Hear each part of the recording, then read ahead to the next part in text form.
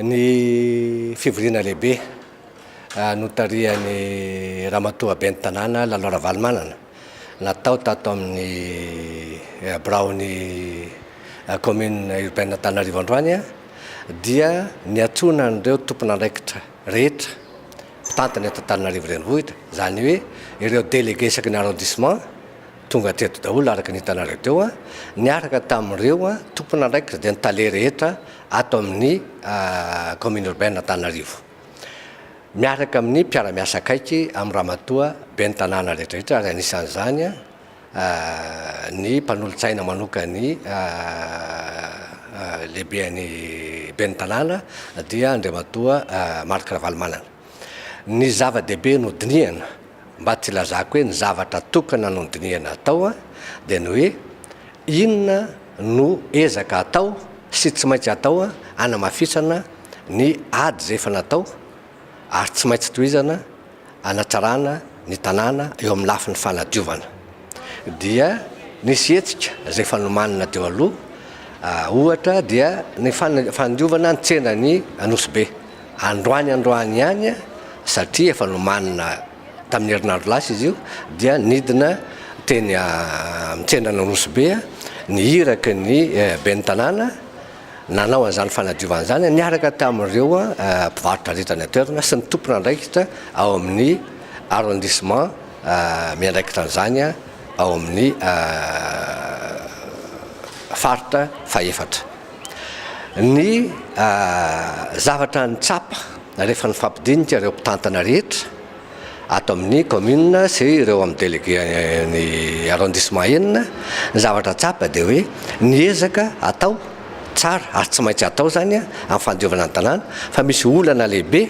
mipetraka dia hoe tena tsy maharaka ny bac à ordure anangonana an'ireo fako ireo isaky ny arrondissement tsirairay avy any amin'ireo quartier rehetra eto Antananarivo raha izay fa faharoa koa dia ny camion mpanala an'ireny fako ireny dia tsy maharaka ny fanalana zany fako zany, dia nivoaka teo ny hoe inona no ahafahana manampy any Samva amin'izany satria andraikitra Samva tanteraka ny fanangonana an'ireny fanalana an'ireny fako any amin'ny bac à ordure reny entina any amin'ny toerana fanariana azy. Zay aloha zany hatreto kosa dia tsy andainga ny commune urbaine fa tsy anjarany zany kanefa mitady zay vahaolana anampiana any Samva zany amin'izay lafin'izay ka io kosa nefa dia everiko fa eo ny tokony hipetraka tsara ny fiaraha-miasa amin'ny rehetrarehetra amin'ny kitsipo, tsy entina amin'ny lafin'ny politika izy tia na hanatsarana olona na hanaratsiana olona fa hoe inona ny tokony atao zany fa rehefa tsy araka izy na eno zahay fa hoe misy opération coup de poing zay omanina irinay ho tanteraka tokoa zany avy amin'ireo ministère tompon'andraikitra iarahany amin'ny Samva fa zay no andrasan'ny be sy ny maro amin'ny anadiovana ny tanàna hatramin'ny farany. Ny hevitra ray lehibe faharoa nivoaka tamin'ny fivoriana androany dia ny akony ataoko hoe tsy fitoviny fanambarana ny tranga teny amin'ny Carlton, teny amin'ny hôtel Carlton tamin'ny kabary ny fandimby na ny fandimbiasana tamin'ny fionana mikasika ny hoe ahoana famatsim-bola ny collectivité décentralisée iny tsy idirana everiko fa tsy tokony idirana famaliana be na famaliana maro zany fa tsotra ihany. Ny commune urbaine Antananarivo dia milaza fa tsy naharay fanampiana na subvention mihitsy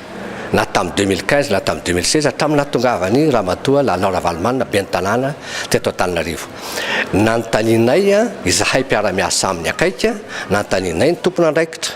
ny directeur financier atao amin'ny fitantanana ny premier adjoint sy ny deuxième adjoint dia nanamafy daholo reo atena tsy nisy mihitsy zany subvention zany entina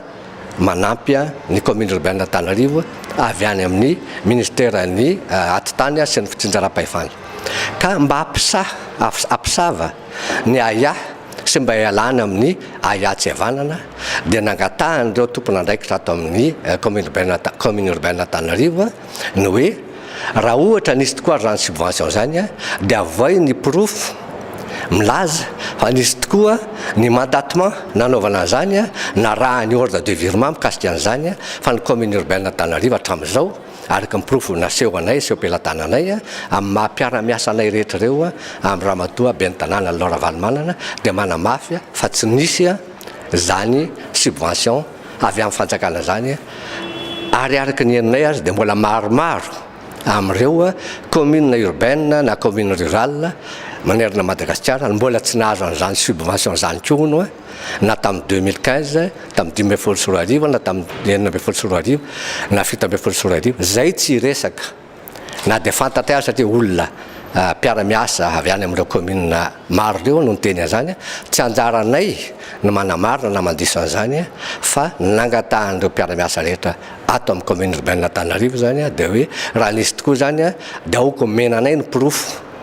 dia ho jerenay hoe nakaiza zany volo zany fa ny ato amin'ny commune urbaine aloha dia averiko indray mandeha ary averiko farany manamafy fa tsy naharay an'izany subvention zany.